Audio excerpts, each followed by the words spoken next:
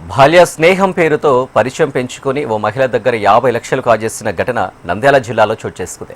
నంద్యాలకు చెందిన నాగశ్వేత అనే వివాహితను వైభవ్ అనే యువకుడు స్నేహం అనే ట్రాప్లో పడేశాడు. మాయ మాటలు చెప్పి ఆమె దగ్గర నుంచి 50 లక్షలు కాజేశాడు. వైభవ్ మాటలు నమ్మిన నాగశ్వేత ముందుగా 5 లక్షలు అప్పుగా ఇచ్చింది. ఆ తర్వాత శ్రీశైలంలో ప్లేట్ల టెండర్ పేరుతో మరో 5 లక్షలు తీసుకున్నాడు. వైభవ్ తన అవసరాలకే కాకుండా తన స్నేహితులకు కూడా నాగశ్వేత దగ్గర అప్పు ఇప్పించాడు. శ్వేత ఎంటర్ప్రైజెస్ పేరిట ఫ్యాక్టరీ పెడదామని మాయమాటలు చెప్పి ఎస్బీఐలో 11 లక్షల రూపాయల లోన్ తీసుకున్నాడు. అంతేకాకుండా ఆన్లైన్ లోన్ యాప్ల ద్వారా కూడా నాగశ్వేత పేరిట రుణాలు తీసుకున్నాడు వైభవ్. ఇదే క్రమంలో భర్తకు తెలియకుండా 20 తులాల బంగారు ఆభరణాలు 2.5 కిలోల వెండిని వైభవ్కు ఇచ్చింది నాగశ్వేత. తీరా బ్యాంక్ నోటీసులు వచ్చేసరికి ఈ విషయం కాస్త నాగశ్వేత భర్త మంజునాథ్కు తెలియగా నాగశ్వేత పోలీసులను ఆశ్రయించింది. అయితే కేసు నమోదు చేసిన పోలీసులు 2 నెలలు గడిచిన వైభవ్ను అరెస్టు చేయలేదని ఆవేదన వ్యక్తం చేశారు నాగశ్వేత.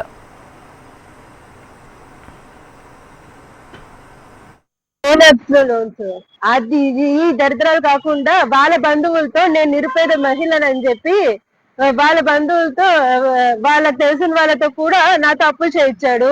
బ్లాంక్ చెక్ ఇచ్చి దానికి కూడా అదే నా బ్లాంక్ చెక్ తో అతను అప్పులు తీసుకున్నాడు.